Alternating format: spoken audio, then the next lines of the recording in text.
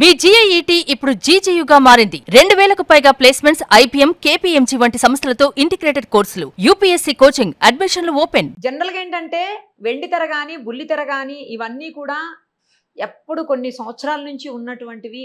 కొన్ని వందల వేల మంది మహిళా ఆర్టిస్టులు కావచ్చు, లేకపోతే జూనియర్ ఆర్టిస్టులు కావచ్చు, కొన్ని సంవత్సరాల తరబడి ఇందులో వర్క్ చేసినటువంటి పెద్ద పెద్ద వాళ్ళు ఉన్నారు. అసలు ఎంత పెద్ద పెద్ద వాళ్ళు ఉన్నారంటే మనం ఊహించను కూడా ఊహించలేము, అంత పెద్ద వాళ్ళు ఉన్నారు. బట్ మీరు ఇప్పుడు చేస్తున్నటువంటి ఈ ఆరోపణలు ఏవైతే ఉన్నాయో, మీరు చేస్తున్న ఇవన్నీ ఎప్పుడూ కూడా ఎక్కడో కొంతమంది మాట్లాడారు తప్పించి మొత్తం అందరికీ ఇదే ప్రాబ్లం ఉంది అని చెప్పేసి ఎప్పుడు ఎవరు మాట్లాడలేదు. మరి ఎందుకో నేను చెప్పనా అండి? చెప్పండి. ఎందుకు ఎవరు మాట్లాడడం లేదు అంటే, ఒక ఆడదానికి ఒక ఇబ్బందులు ఉంటేనే ఆ ఫీల్డ్ లోకి వెళ్తారు. ఒకడు నచ్చలేదు, ఒకడు ఆఫర్ ఇస్తా అన్నాడు, వాడు నచ్చలేదు. బలిసినోడు ఒకడు ఆఫర్ ఇచ్చింటాడు ఆ అమ్మాయికి, వాడు నచ్చలేదు. ఇంకా పై పొజిషన్ వాడు ఆఫర్ ఇచ్చింటాడు, వాడు ఇచ్చిన ఆఫర్ ఆ అమ్మాయికి నచ్చింటాది, వాడికి ఈ అమ్మాయి నచ్చింటాది. ఇద్దరు క్లోజ్ అట్. సో ఆ వాడి మీద నింద లేదు తప్ప మిగతా వాళ్ళ మీద వేసేస్తారు. నేను పర్టికులర్ నేను చెప్పేది ఏంటంటే, ప్రతి అమ్మాయి ఈ ఫీల్డ్ లో ఒకరి కింద లొంగందే ఎదగదు. ఇదైతే 110% నిజం. నా కన్న కూతురు మీద, నా కడుపాత్ర మీద ఒట్టే చెప్తున్నాను. నేను ఇందులో ఫేస్ చేసినా కాబట్టి ప్రతి ఒక్క అమ్మాయి అండి, ఇంక్లూడింగ్ పెద్ద పెద్ద బడా హీరోయిన్ల దగ్గర నుంచి కూడా ఎవరో ఒకరి దగ్గర లొంగే పైకి ఎదిగింటారండి. ఇది నేను ఇన్నేళ్ల నుంచి, మాక్సిమం నేను 3 years నుంచి ఇందులో చూశాను కాబట్టి నేను చెప్తున్నాను. జెన్యున్ గా ఎదిగారంటే నేను నమ్మలేనండి. ఒకవేళ ఫ్యూచర్ లో నేను చెప్పలేను కానీ ఎవరో ఒకరు 100లో ఒకరు ఉంటారేమో నాకు తెలియదు కానీ, బట్ జెన్యున్ గా ఎదిగిన వాళ్ళు అయితే ఉండరని నేను బలంగా నమ్ముతున్నాను. ప్రతి ఒక్క అమ్మాయిని అదే చూపే చూస్తున్నారు. ఎవరండి న్యాయంగా అవకాశాలు ఇస్తుంది? మీరు చాలా పెద్ద తీవ్రమైన ఆరోపణలు చేస్తున్నారు. అర్థమవుతుందా మీకు? చాలా పెద్ద ఆరోపణ మీరు చేస్తున్నారు, చాలా తీవ్రమైన ఆరోపణలు. పెద్ద పెద్ద హీరోయిన్స్ సహా అందరూ ఇంతేనని చెప్తున్నారు.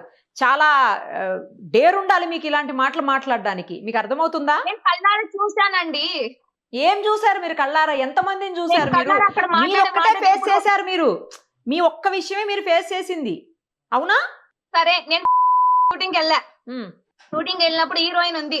హీరోయిన్ ఒక హీరో దగ్గర, ఐ మీన్ ఒక ప్రొడ్యూసర్ దగ్గర ఎలా ఉంటుందో నేను చూసా, ఎలా ఉంటుందో నేను గమనించా. అంటే ఎంత పెద్ద హీరోయిన్ అయినా ఒకరి దగ్గర ఉండాల్సిందే అనేది నేను అక్కడ తెలుసుకున్న నీతి. వాళ్ళకే తప్పలేదు, మనం ఎంత అనుకున్నా మన కొద్దులని రిటర్న్ వచ్చేసా. కానీ కప్పుపుచ్చే మాటలు ఉన్నాయి చూడు, మేము ఇలాంటివి అడగాము, మేము నీతిగానే ఉంటాము, మేము పద్ధతిగానే ఉంటాము, మాకు అక్క చెల్లెలు ఉన్నారు, మాకు పిల్లలు ఉన్నారు అని చెప్పి కూడా పిలుచుకుంటారు చూడు. ఇంకా వాళ్ళు ఇంకా ఘోరమైన వాళ్ళు. కొంతమంది డైరెక్ట్ గా చెప్పేస్తారు, ఇది కమిట్మెంట్, నీకు ఓకే అయితే ఉండు, లేదంటే లేదు. ఇప్పుడు ఎదిగిన అమ్మాయిలందరూ వాళ్ళకి ఓకే అయితే ముందుకెళ్ళింటారు తప్ప బలవంతంగా చేసిన వాళ్ళైతే ఎవరు ఉండరు. వాళ్ళ ఇష్టం అది, వాళ్ళ ఒపీనియన్ అది. ఎదగడానికి 100 అవకాశాలు ఉంటాయి, 100 దారులు ఉంటాయి. కొంతమంది ఈ దారిని ఎంచుకొని ఎదుగుతుంటారు, కానీ అది ఒక్క దారే కాదు కదా, మంచి దారులు కూడా ఉంటాయి కదా. ఆ దారులలో ఎందుకు అవకాశాలు ఇవ్వట్లేదు? ఈ ఒక్క దారిలోనే ఎందుకు అవకాశాలు ఇస్తున్నారు అందరికి? మీరు చేస్తున్నటువంటి ఈ ఆరోపణలతో తీవ్ర పరిణామాలు ఎదుర్కోవాల్సి వస్తుందేమో, మీరు ఆలోచించుకోండి. కోల్పోవడానికి ఏముందండి? నాకు పెద్దగా కోల్పోవడానికి ఏముంది? జీవితమే సంకనాకపోయింది. ఇంకా ఏం కోల్పోతాను చెప్పండి? ఆరోపణలు వేసా నాకేమైనా ఆస్తులు అంతస్తులు ఉన్నాయా? పెద్ద సెలబ్రిటీ అన్న పేరు నేముందా? లేకపోతే నేను ఏమైనా తప్పుడు మాటలు మాట్లాడుతున్నానా? నాకు జరిగిన అన్యాయం గురించి నేను మాట్లాడుతున్నాను. ఇది అయితే తప్పు అండి. మీరు ఆరోపణలు అనుకోండి, ఏమన్నా అనుకోండి. ఎదిగింది అంటే ఇప్పుడు ఒక సినీ ఇండస్ట్రీలో కమిట్మెంట్ అంటే కామన్ అని అంటారా అనరా? మీరు చెప్పండి. కమిట్మెంట్ అంటే కామన్ అని అంటారా అనరా? సినీ ఫీల్డ్ ఎవరన్నా అడగండి, కామన్ అని అంటారా అనరా? ఒక ఆడదాని శీలం గురించి కామన్ అని ఎలా అంటారండి అందరూ? ప్రతి ఒక్కరు అదే అంటారు, కామన్ ఇది అంటారు. ఎవరికన్నా చెప్పు, సినీ ఫీల్డ్ లో కామన్. సినీ ఫీల్డ్ ఇప్పుడు మన ఇంటర్వ్యూలో ఒకవేళ కింద వదిలినా కూడా ఇది కామన్ అని కామెంట్లు వస్తాయి.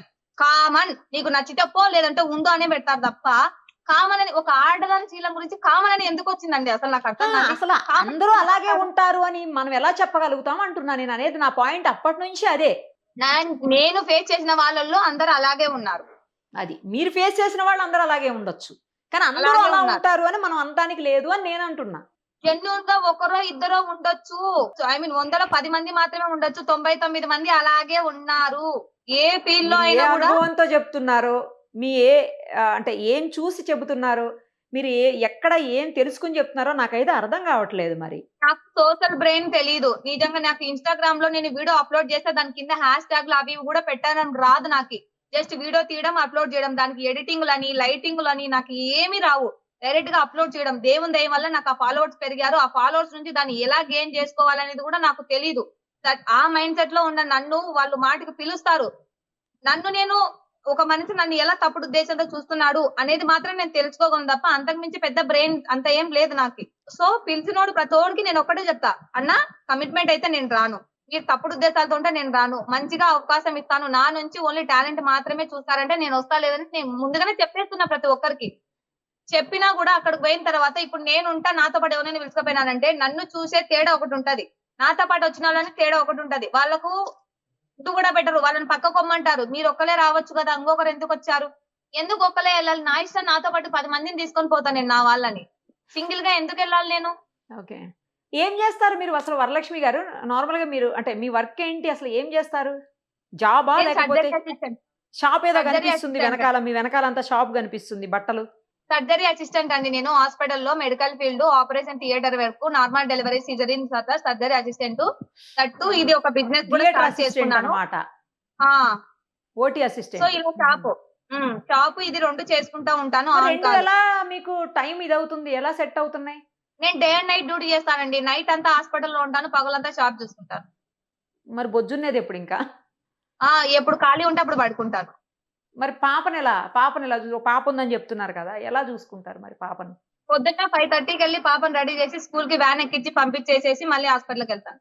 ఓ, మరి అంటే నిద్రకు కూడా ఇంపార్టెంట్ కదా, నిద్ర లేకుండా అంత కష్టపడితే మీకు హెల్త్ స్పాయిల్ అయింది కదా మరి.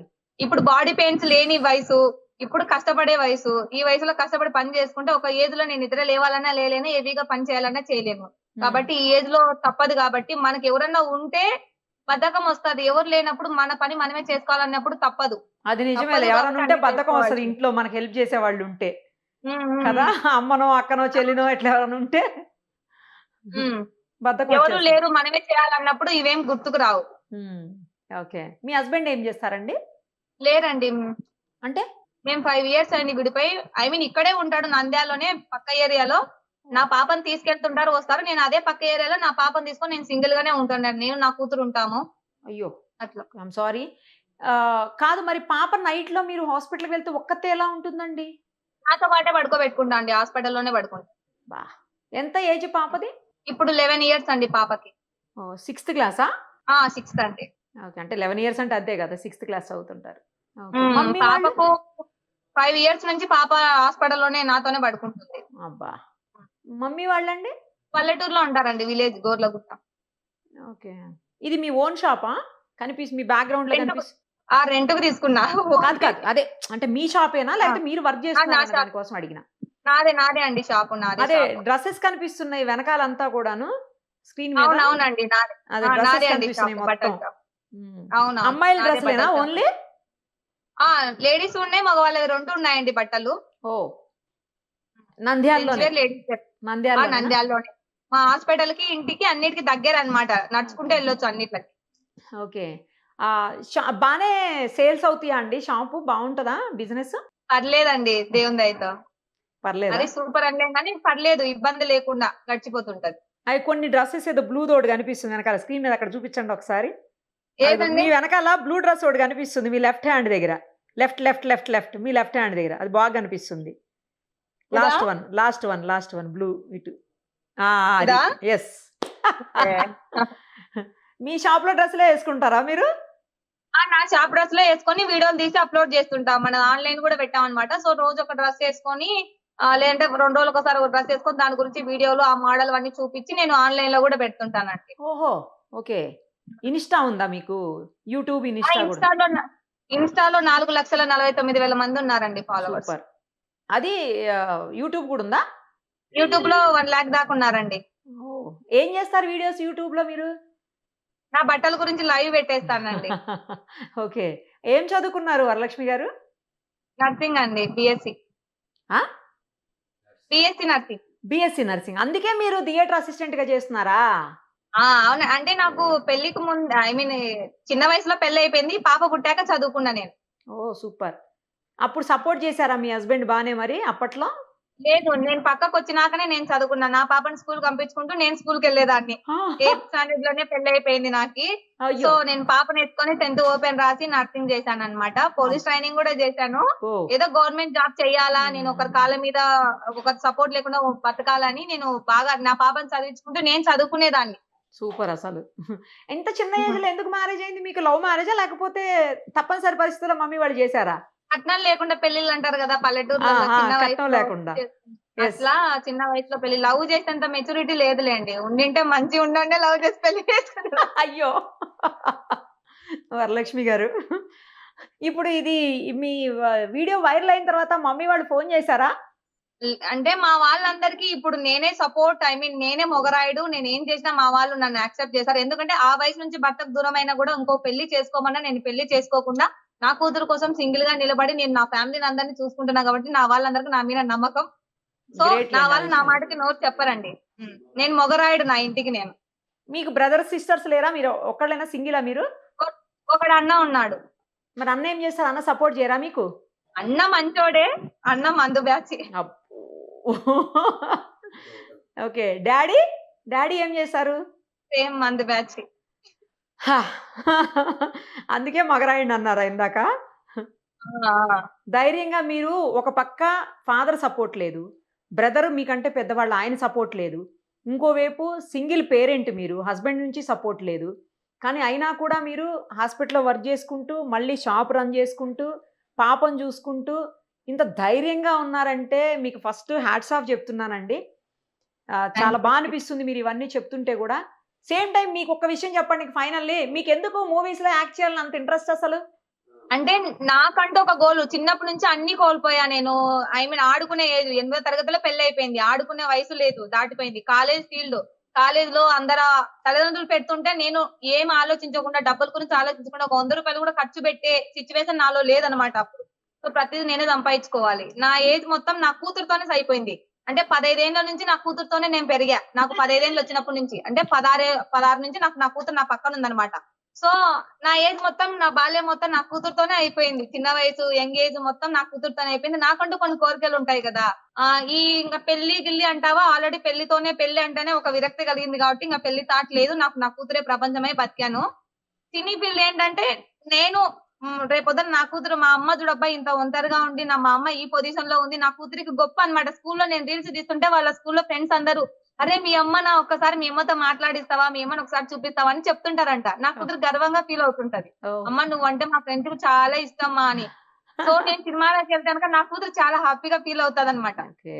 సో, ఏదో ఒక దానిలో నేను బిగ్ స్క్రీన్ మీద కనిపిస్తే నా కూతురు ఎంత ప్రౌడ్‌గా ఫీల్ అవుతది. అది మా అమ్మ రేపొద్దున ఇప్పుడు తెలుసుకోలేకపోవచ్చు. రేపొద్దున మా అమ్మ ఎలా ఎదిగిందనేది నా కూతురికి తెలిసినప్పుడు 10 మంది ఆ పిల్ల ఎదిగే కొద్దీ కొంతమంది చిల్లర ఇప్పుడు ఈ ఈ ఏమంటారు ఈ సమాజంలో బాలేదు గదా! చిన్న ఏజ్ నుంచి లవ్వులని అది ఇది అని పోతుంటారు. సో, నా కూతురు అలాంటి మైండ్ సెట్‌లోకి పోకుండా మా అమ్మ ఒంటరిగా ఎలా బతికింది, నేను అలాగే నిలబడాలి స్టాండ్‌గా, రాంగ్ వేలో నేను ఎళ్ళకూడదు అనే మైండ్ సెట్ నా కూతురు తెచ్చుకోవాలి అనేది నా మైండ్ సెట్ అన్నమాట. సో, మా అమ్మ ఏంటి అనేది నా కూతురికి పర్టిక్యులర్ తెలియాలి అనేది నేను ప్రతిదీ నా కూతుర్ని వెంటబెట్టుకొని చూపిస్తూనే ఉంటానన్నమాట. అది నా కోరిక. అండ్ అది ఉన్నా కూడా నాకంటూ ఒక చిన్న చిన్న ఆశలుంటాయి గదా! సినీ ఫీల్డ్‌లో ఇలా ఉండాలి, అలా హ్మ్. ఉండాలి. నేను కూడా అక్కడ తిరగాలి, ఇక్కడ తిరగాలి అనేది నాకు కొంచెం కోరిక అన్నమాట. నేను మేకప్ ఏపిచ్చుకోవాలి నేను గూడా. ఇలాంటి చిన్న కోరికలు నాకుండేదంతే. దానికోసం అలా ట్రై చేశాను. ఎన్ని సార్లు కింద పడుతున్నా మళ్ళీ ఎళ్ళిపోతున్నా. కింద పడుతున్నా మళ్ళీ ఎళ్ళిపోతున్నా. ఫస్ట్ సీరియల్‌కి ట్రై చేసారా? అవునండి. నేనేం ట్రై చేయలేదండి. వాళ్ళే అదే. పిలిచారు నన్ను. First serial. అక్కడ ఎక్స్‌పీరియన్స్. ఆ! తర్వాత తర్వాత మూవీ అండి. మూవీకి. ఆ! హ్మ్. ఇప్పుడు third one folk folk song song. అండి. 3 సార్లు మీకు మార్చ్ ప్రాబ్లమ్స్ జాతర ఎదురయ్యాయి. కూడా. ఆ! మార్చ్ జాతర గూడా. ఓహ్! మొత్తం అన్ని చోట్ల మీకు టీవీలో. ప్రాబ్లమ్సే. ఆ! అంటే ఎవరు అవకాశం ఇస్తా అన్నారు గానీ, అవకాశం ఇచ్చే ముందు స్క్రీన్ పై కనిపించే ముందు వాళ్ళొకటి ఎక్స్‌పెక్ట్ చేస్తున్నారు. హ్మ్. పాపని ఏం చేద్దాం హ్మ్. అనుకుంటున్నారు ఇంతకీను? తనకేముంది? తన డ్రీమ్ ఏంటి పాపది? ఐఏఎస్. ఓహ్! సూపర్. సూపర్. జాగ్రత్తగా నా చదివించండి. కూతురిని ఒక పెద్ద పొజిషన్‌లో చూడాలనేది నా గోల్ అన్నమాట. లేదు ఐఏఎస్. ఖచ్చితంగా అవుతది. బా చదువుతదా పాప? బా చదువుతదండి. పోనీలెండి. నైస్. పాపను బా చదివించండి. మీరనుకున్నట్లు పాప ఐఏఎస్ అవ్వాలి. ఐఏఎస్‌గా మళ్ళీ జూడాలి. మళ్ళీ నేనే ఇంటర్వ్యూ జేయాలి మీ అమ్మాయిని గూడా. హైదరాబాదొస్తే ఖచ్చితంగా నాకు అండి. ఫోను జేయండి. సరేనా? ఓకే అండి. Thank you. కలుద్దాం. చాలా ఫోన్ కాల్ చేస్తున్నారనమాట. ఈ ఈ వీడియో చూసిన తర్వాత మేము ఆఫర్ ఇస్తాం. మేము జెన్యూన్‌గా ఇస్తాం. మాకు ఓహ్! భార్య పిల్లలున్నారు. మా దాంట్లో యాక్ట్ అవునా? చేస్తారా అని ఓకే. అడుగుతున్నారు. మరి అలా వెళ్ళే థాంక్ ఆలోచనుందా? అట్లా జెన్యూన్‌గా ఇచ్చే వాళ్ళ దగ్గరికి వెళ్ళే ఆలోచన ఏమన్నుందా? ఇప్పటికైతే నాకు ఇంక ఆలోచన ఇప్పటికైతే లేదండి. ఫ్యూచర్ లో చూస్తా. ఇప్పుడు నేను ఇంక దాని జోలికి పోకూడదని ఫిక్స్ అయినా కొన్ని రోజులు వద్దు. ఇప్పుడున్న ఫ్రస్ట్రేషన్ లో, ఇప్పుడున్న బాధలో ఇప్పుడు ఎవరైనా మాట్లాడితే నేను కొట్టేస్తా. నేను కొట్టించుకొని వచ్చేస్తా అదే అంతే అంటున్నా డైరెక్ట్ గా. ఫ్రస్ట్రేషన్. అది. కొంచెం సర్దుమను గాని ఎందుకంటే ఇప్పుడు మా వాళ్ళు కూడా అరుస్తున్నారు. ఇంగ అవసరమా ఇన్ని సార్లు పోయి వద్దమ్మా మన షాపు నువ్వు ఇదే చూసుకో. అక్కడ పోయి ఏదన్నా అయితే ఇబ్బంది కదా వద్దులే నువ్వు మనకు ఉండగాడుకున్నా చాలు ఇంగ వద్దు. నువ్వు మా కళ్ళ ముందు ఉంటే చాలు. మా వాళ్ళు కూడా భయపడుతున్నారనమాట మా అమ్మ మా నాన్న. అంతేలేండి, అది కూడా ఇంపార్టెంటేగా మరి. ఏదో తిరిగితే ఏమన్నా చేస్తే ఏం చేస్తామండి అక్కడ అమ్మ నమ్మడానికి కూడా లేదు. అమ్మ నాన్న మీ అమ్మాయి మీ వాళ్ళందరి కళ్ళ ముందు ఉంటే వాళ్ళు హ్యాపీ కదా. అది అది చాలు. ముఖ్యంగా మీ ఫ్రెండ్స్ ఉంటారు కదా మీకు సపోర్ట్ చేసేటోళ్ళు. ఫ్రెండ్స్ అంటే నాకు ఎవరు లేరండి. మనదంతా ఓపెన్ క్లాసే కాబట్టి నాకు ఫ్రెండ్స్ ఒక్కరు కూడా లేరు. ఓపెన్ క్లాసా? అంటే ఉన్నది ఉన్నట్టు ముఖం మీద అనేస్తాం కాబట్టి కొంచెం తక్కువ ఉంటారేమో ఫ్రెండ్స్. అంటే ఇప్పుడు మామూలుగా 10th class batch, inter friends ఇలా అంటారు కదా. నేను అట్లా ఏది అంటే ఓపెన్ యూనివర్సిటీ కాబట్టి నాకు ఎవరు ఫ్రెండ్స్ ఓపెన్ బ్యాచ్ అంటే ఆ ఓపెన్ బ్యాచా? ఓకే ఓకే, నేను అనుకున్నా బయటకి అంతా ఓపెన్ బ్యాచ్ ఏమో అని ఈ రకంగా అనుకున్నాను. ఓకే. లేదండి, నాకు ఎవరు ఫ్రెండ్స్ అనే వాళ్ళు ఎవరు లేరు. నాకు ఫాలోవర్స్ పెరిగే కొద్దీ మా నంద్యాల వాళ్ళే కొంతమంది ఫాలోవర్స్ ఉండేళ్ళు నాకు ఎక్కువ ఫాలోవర్స్ ఉన్నారని చెప్పి నాతో వీడియోలు తీయాలని వచ్చారనమాట. ఒక 5-6 మంది బ్యాచ్, ఆడవాళ్ళు మగవాళ్ళు. సో వాళ్ళ దగ్గర మంచి క్యామ్ ఉంది, బానే తీస్తున్నారు కదా అని చెప్పి వాళ్ళతో ఒక వారం ట్రావెల్ చేశానన్నమాట. వాళ్ళతో పాటు వీడియోలు దీనికే. సో నెక్స్ట్ వారానికి వాళ్ళతో కూడా కొంచెం ప్రాబ్లం అయ్యి సూసైడ్ చేసుకున్న దాకా వెళ్ళి మా నంద్యాల చెరుకట్లో దూకిన అనమాట. సూసైడ్ చేసుకుని వారం రోజులకు కళ్ళు తెచ్చినాను. ఎందుకు అంటే వాళ్ళతో ప్రాబ్లం అయిందా? మోసం చేసే వాళ్ళే ఉన్నారు, మనుషులు మంచిగా ఉండే వాళ్ళు లేరు ఇక్కడ. అలా కూడా జరిగింది. వాళ్ళు ఏం చేశారంటే మోసం చేశారా? మోసం అంటే షూటింగ్ అని పిలిచి తెలియని ప్లేస్ కి పిలిపించి వాళ్ళు కొంచెం రాంగ్ వేలోనే చేయడానికి ట్రై చేశారు. నేను ఇంకా పారిపోయి వచ్చి నిద్ర మాత్రలు వేసుకొని నా కూతురు ముందరనే కొట్టారు నన్ను అనమాట. ఒప్పుకోలేదని నా కన్నా కూతురు ముందరనే గొడవ కొట్టారు నన్ను. నేను ఎక్కడ పోయినా నా కూతురుని పిలుచుకొని వెళ్తా కదా, అది నేను జీర్ణించుకోలేకపోయినాను. అరే నేను ఏదో గర్వంగా నా కూతురు ముందర నాకు ఇలా జరిగింది. నేను నా పాప తర్వాత నెక్స్ట్ ఏంటని ఆలోచించలేదు. ఆ కోపంలో వచ్చి నిద్ర మాత్రలు వేసుకొని పోయి చెరుకట్లో దూకినాక నన్ను ఎవరు కాపాడకూడదని. బట్ నన్ను ఎవరు కాపాడారో నాకు ఇప్పటి వరకు తెలియదు. నేను కళ్ళు తెచ్చేసరికి మాక్సిమం 2-3 డేస్ పట్టింది నాకు. నన్ను ఎవరు హాస్పిటల్లో చేర్పించారు, నేను ఎలా బతికాను అనేది కూడా నాకు ఇప్పటికి పెద్దగా తెలియదు. ఎవరో కాపాడారు. అక్కడ మందు తాగుతా ఉన్నారంట ఎవరో చాలా మంది చెరువు సైడ్. వాళ్ళు చూసి నన్ను కాపాడి గవర్నమెంట్ ఆసుపత్రిలో తీసుకెళ్లి వదిలేశారంట. మరి పాప మీ ప్రపంచం, పాపే మీ ప్రాణం ఇవన్నీ చెప్పారు కదండి. అలాంటప్పుడు ఇలాంటి పని చేయొచ్చా? మీరు ఆ సిచ్యువేషన్ లో ఆ మూమెంట్ లో మైండ్ పని చేయలేదు నాకు. ఆ బాధలో ఆ కోపంలో నా పాప భయపడింది నన్ను కొడుతుంటే. నేను ఒక్కదాన్ని అయిపోయినా వాళ్ళు 5-6 మంది ఉన్నారు. అసలు ఆ రోజు జీవితంలో ఎప్పటికీ రాకూడదు అనుకుంటున్నా నేను. సో అప్పుడు కూడా ఇన్స్టాగ్రామ్ వదిలేద్దాం అనుకుని వదిలేసాను. ఈ పిచ్చి ఉంది కదా, ఈ మైండ్ లో పిచ్చి ఉంటది కొంతమందికి చిన్నపిల్ల, ఆ పిచ్చి పోదనమాట. వదిలేసి మళ్ళీ 2 నెలలకు మళ్ళీ స్టార్ట్ చేశా. అలా ఉంటది. మా పిచ్చి అలా ఉంటది మనుషులకి. ఎంత వద్దు అనుకున్నా కూడా కొన్ని మూమెంట్ లో అట్లా వెళ్ళిపోతారు ఆ పిచ్చి ఉన్న వాళ్ళు. ఈసారైనా నేను వద్దు అనుకుంటున్నా. ఎందుకంటే ఇన్ని సార్లు ఒడిదుడుకులు వచ్చాయి నాకు దీని మూలంగా. ప్రతి దాంట్లో జస్ట్ యాక్సెప్ట్ చేస్తే అయిపోతాదండి అంతే. అది చెయ్యకనే నేను అన్ని ఫేస్ చేస్తా వస్తున్నా. ప్రతి దాంట్లో ఇదే నాకు అవుతుంది.